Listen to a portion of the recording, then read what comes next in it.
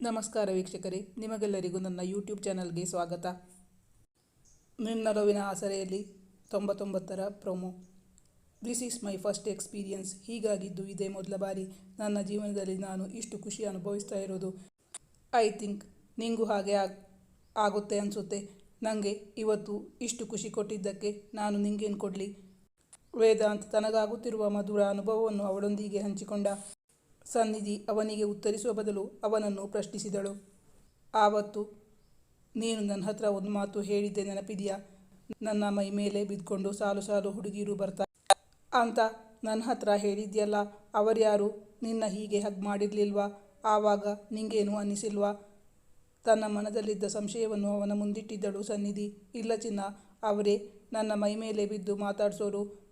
Hug ಮಾಡಿಕೊಳ್ಳಲು ಬಂದರೆ ನನಗೆ ಇರಿಸುಮುರಿಸು ಉಂಟಾಗುತ್ತಿತ್ತು. ಅದಕ್ಕಾಗಿ ನಾನು ಪಾರ್ಟಿಗಳನ್ನು ಅಟೆಂಡ್ ಮಾಡೋದೇ ಕಡಿಮೆ ಮಾಡಿಬಿಟ್ಟಿದ್ದೀನಿ. ನನಗೆ ಆ ಡ್ರಿಂಕ್ಸ್ಗಿಂತ ಈ ಡ್ರಿಂಕ್ಸ್ ತುಂಬ ಇಷ್ಟ ಆಗುತ್ತೆ ಎನ್ನುತ್ತಾ ಅವಳ ತುಟಿಯ ಮೇಲೆ ತನ್ನ ತೋರು ಬೆರಳಲ್ಲಿ ಸವರುತ್ತಾ ಹೇಳಿದ ವೇದಾಂತ್. ಒಂದ್ಸಲ ಈ ಡ್ರಿಂಕ್ಸ್ ಕುಡಿದ್ರೆ ಇನ್ನೂ ಬೇಕು ಅನಿಸುತ್ತೆ. ಮಾತ್ರ ಅಲ್ಲ, 2 ದಿನಕ್ಕೆ ಅದರ ಮತ್ತು ಇಳಿಯೋದೇ ಇಲ್ಲ, ಅಷ್ಟು ಸ್ಟ್ರಾಂಗ್ ಆಗಿದೆ. ಅವನ ಮಾತು ಕೇಳುತ್ತಲೇ ಅವಳ ಹಿಡಿತ ಸಡಿಲವಾಯಿತು. ಅಂದರೆ ನೀನು ನನ್ನ ಏನನ್ಕೊಂಡಿದ್ದೀಯಾ? ನಾನು ಡ್ರಿಂಕ್ಸಾ? ಅವಳಿಗದು ಇಷ್ಟವಾಗಿರಲಿಲ್ಲ. ಸಾರಿ ಡಿಯರ್, ನಾನು ಹಾಗೆ ಹೇಳಿದ್ದಲ್ಲ. ನೀನು ಅದಕ್ಕಿಂತ 100 ಪಟ್ಟು ಹೆಚ್ಚು. ಇನ್ಮುಂದೆ ನಿನ್ನ ಅದಕ್ಕೆ ಕಂಪೇರ್ ಮಾಡಲ್ಲ, ಓಕೆನಾ? ಯಾಕೆ ನನ್ನ ಬಿಟ್ಟೆ? ನೀನು ಹಗ್ ಮಾಡಿದರೆ ನನಗೆ ಸಿಗೋ ಖುಷಿನೇ ಬೇರೆ. ಅವಳು ಕಣ್ಣರಳಿಸಿ, ನಿಜ ತಾನೇ? ಆ ಹಾಳು ಡ್ರಿಂಕ್ಸ್ಗೆ ನನ್ನ ಕಂಪೇರ್ ಮಾಡಿದರೆ ನನಗೊಂಚೂರು ಇಷ್ಟ ಆಗಲ್ಲ.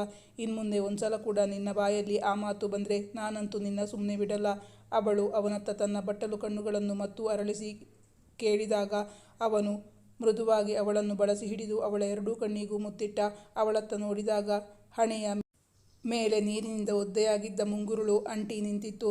ನೀಳವಾದ ಕತ್ತಿನ ನುಣುಪು, ಯೌವನ ಸಿಹಿ ತುಂಬಿ ತುಳುಕುತ್ತಿದ್ದ ಮಾಟವಾದ ದೇಹ ಸಿರಿ ಆ ಒದ್ದೆ ಬಟ್ಟೆಯಲ್ಲಿ ಎದ್ದು ಕಾಣುತ್ತಿತ್ತು.